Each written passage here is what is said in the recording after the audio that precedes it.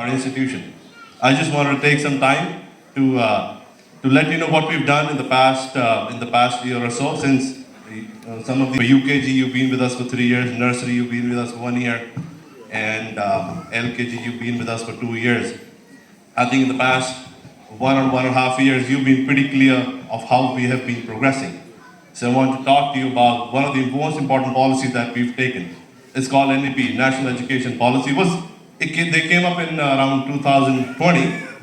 It talks about holistic education, talks about skill development, talks about 21st century skills, critical thinking, creative thinking, and to implement that policy, there were two frameworks that have recently been launched. The first is a national curriculum framework, which is foundational stage. So for example, if the child is from age 3 to age 7, we will follow NCFFS, which is foundational stage.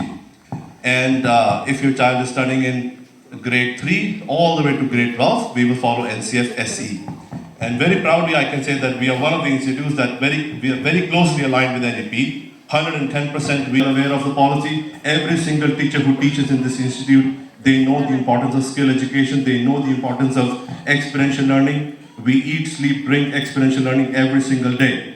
And we might as well say very clearly, we can say that we are one of the only experiential learning schools, and we will do it. Experiential learning is not just an activity. NEP will not say कि आप बच्चे को activity कराओ. NEP says आप activity कराइए, you do an activity, but what is the reflection? Are we able to sit with the child and do a reflection? What went wrong? What worked? What didn't work? What did the child learn? Experiential learning, third step. It also says once the teacher is able to facilitate the experience, guide for the reflection, the third very important step is a teacher should be able to connect a theory to that particular experience, which means any activity, any single activity in any classroom of India, if it does not have a theory attached to it, or if a teacher or if a facilitator cannot connect a theory, अगर आप एक teacher हो और अगर आप एक theory को अगर आप उस practical experience उस activity के साथ match नहीं कर सकते, तो we should not do it. Where does the theory come from? It comes from Ministry of Education, NCERT, very clear. अगर आपका बच्चा किसी भी क्लास में पढ़ता है, doesn't matter for private books or public or maybe NCERT books, wouldn't matter. अगर बच्चा, if the child is studying in India, for example in grade 2, the grade 2 teachers have to follow the learning outcomes from the Ministry of Education, NCERT. It doesn't matter which curriculum. For example, we are Cambridge. We have a Cambridge curriculum. The books are printed in India, but they are designed and developed in UK, all the way from grade 1 all the way to grade 8. But the learning outcomes are being followed what the Ministry of Education gives them. And we are doing everything we can to the best of our ability to implement national education policy through both the frameworks, whether it's grade 3 to grade plus 2 school education, or whether it's foundational stage, which is mostly activity-based learning, but we are doing it. So thank you so much for trusting our school. One of the major changes that have happened is the structure. So for example, a lot of parents call us for structure. In NEP structure बदल गया है. अगर आपका बच्चा छोटी class में पढ़ रहा है, नर्सरी से लेकर ग्रेड 2 तक, तो आपका बच्चा पढ़ रहा है फाउंडेशनल स्कूल में. Your child is studying in a foundational school according to NEP, right? But if your child is studying in grade 3, 4, 5, आपको पता उन क्लासेस को क्या कहते हैं? Any guesses?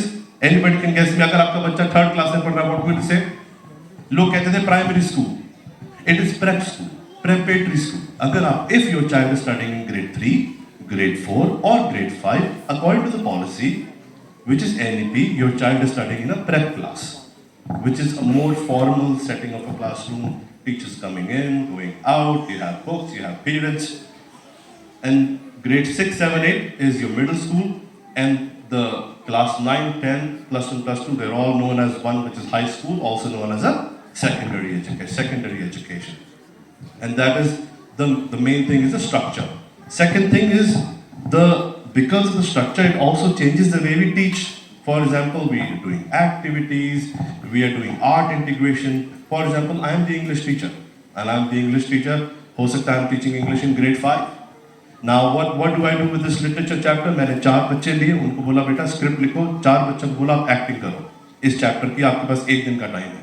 Now suddenly these 4 kids are sitting and they're writing a play and they only have 3 hours.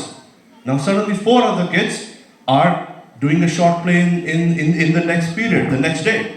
So what did I do? I integrated art into my lecture, which is English literature.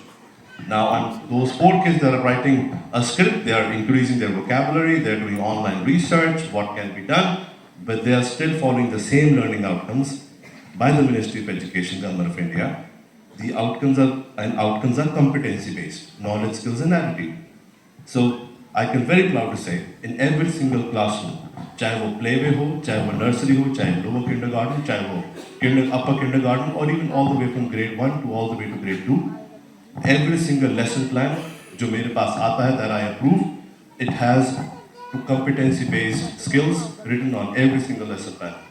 My teachers will not step in the classroom to teach if they don't have a lesson plan which has the competency-based outcomes, 21st century skills, critical thinking and creative thinking for the development of a child. We are very proud that we are doing it. Another thing that has happened is the way we assess. And I really want, and I think it was a good time that I see everyone, is the assessment bhi badal rahi hai. For example, we were looking at assessment as assessment of learning, where it means I teach for the entire year, maybe मैंने 4 महीने पढ़ा, उसके बाद मैंने exam लिया बच्चे का. Now NEP says that is not the right way of doing things. Assessment of, उसको बोलते हैं assessment of learning. But the new way of assessing a child would be that we are moving from assessment of learning to assessment as and assessment for. Assessment for learning is for teacher.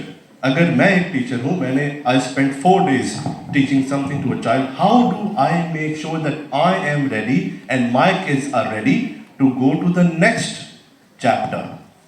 So assessment of learning तो बच्चे की करते हैं, exam लेते हैं, but NEP says we need to stop that and we need to move to assessment for learning, which involves periodic assessments, maybe quizzes, maybe a small worksheets also, but it is assessment as learning, जहाँ पे हम encourage करें बच्चों को कि वो खुद अपने आप को assess करें. Child should be able to assess themselves, where they stand, where do they need to learn. These are some of the changes that we are doing in terms of our teaching methodologies, just related to NEP and the frameworks, NCF.